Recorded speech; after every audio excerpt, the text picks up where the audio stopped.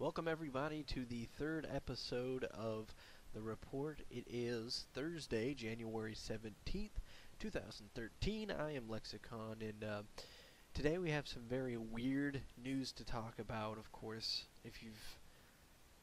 You know, if you've seen anything on the news, it's been this Manti Te'O story. Even regular news outlets are picking this up. Manti Te'O, of course, the linebacker from Notre Dame, who I had going number 4 in my first mock draft. And it's so funny how I said when I did that mock draft, things happen, things come out to change so much what happens in these mock drafts. And first we had the announcement, after my mock draft, first we had the announcement of Chip Kelly taking over the Eagles' position as head coach, which obviously would change it up a bit. And now this story breaks. In case you haven't heard it, Manti Te'O had a long-distance relationship, an online relationship, with his girlfriend, or who he believed to be his girlfriend, had many phone conversations with her, fell asleep on the phone talking to her, and that happened to me when my wife and I were dating. I get that. We had not a huge long distance relationship, but it was we were in different towns, so I understand that whole thing. Well, Deadspin.com yesterday broke the news that apparently this woman does not and has never existed, and that this is a hoax being played by someone, and supposedly that person is supposed to be coming out with a statement, the person who was hoaxing the whole thing.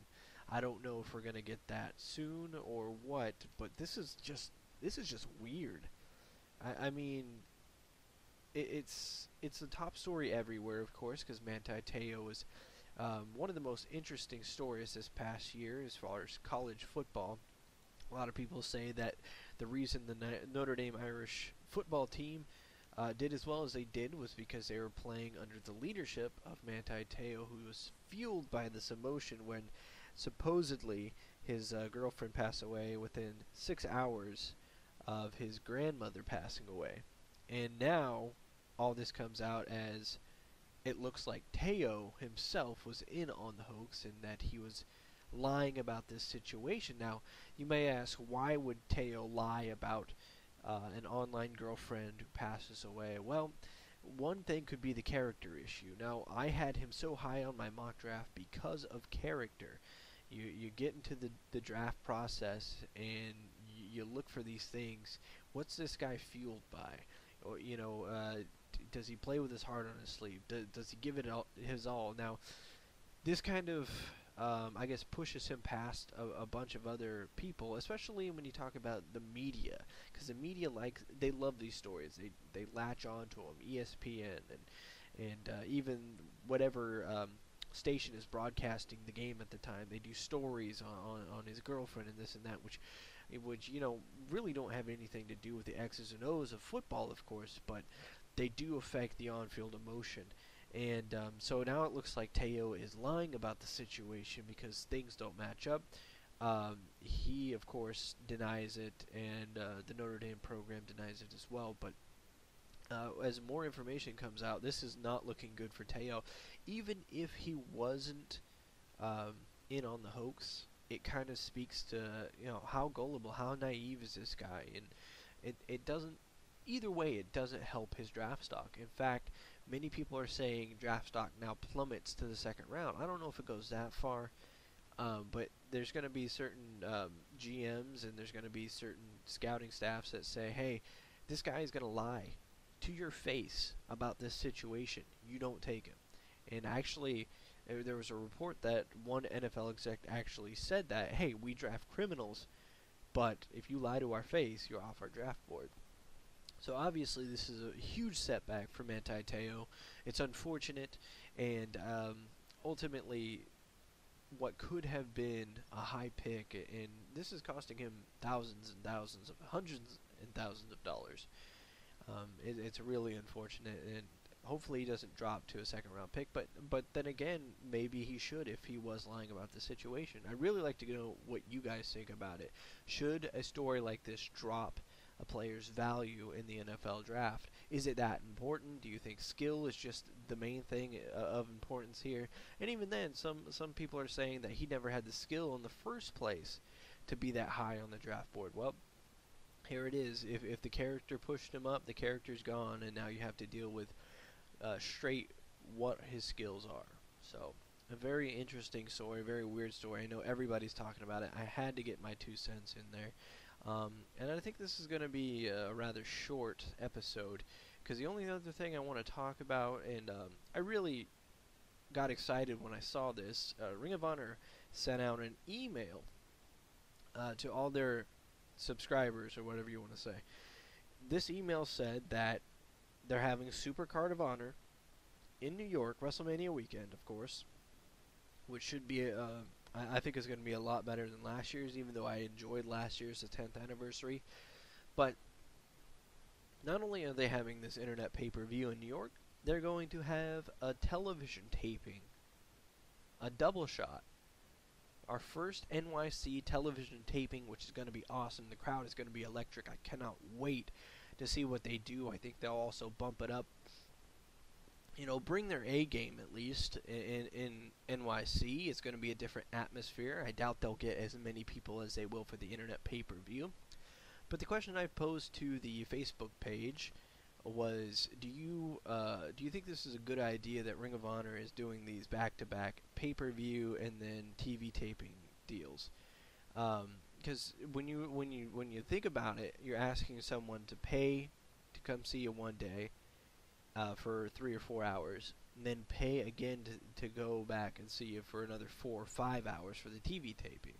I mean, that's asking a lot of your fans. Now, if you don't get Ring of Honor a lot, if you're not a market like Baltimore or something like that, this could be great because you're getting more Ring of Honor. I certainly wouldn't know what it's like to get Ring of Honor, as let's just say our market doesn't even exist on their radar. So to get this, to me, it would seem like a pretty good deal. But if you're someone that gets it a lot, like say Chicago, they don't get it a lot, but they get it pretty frequently, to the point where maybe they're not up for travel. And especially if you're traveling from 200-300 miles away. You know, are you going to try to find a hotel to stay in and go to the TV tapings? I expect less attendance for the TV tapings, definitely, than the internet pay-per-view. I think that's a certainty. But obviously we're going to have to wait to see what exactly happens there. But like I said, I went on the Facebook page. You can find us by searching The Ringside Report on Facebook, and I got a reply from Tom Rose, and I got a couple of likes here, so I'm going to read it. Tom, of course, is an avid listener, and I'm sure he's listening to this right now. Tom says, I don't think they're asking too much, especially if they offer him a package deal. I'm sure most ROH fans will be happy that they get a shot at more than one show, especially towns that only see them once, maybe twice a year in their neck of the woods, as it is. And that's a great point. That's certainly the positive spin on this. And again, I think there's going to be people like that are like, okay, you know, we don't get it too much. We can make arrangements to come back the next day. But you know, there are certain wrestling fans who they're being offered a product that's an alternative that they do like, because they'll go to one show, then they'll complain about how stupid it is that they're running back to back. But luckily, I haven't heard of that too much since these things were announced. But NYC's going to get a TV taping. I think it's going to be awesome. The crowd should be electric.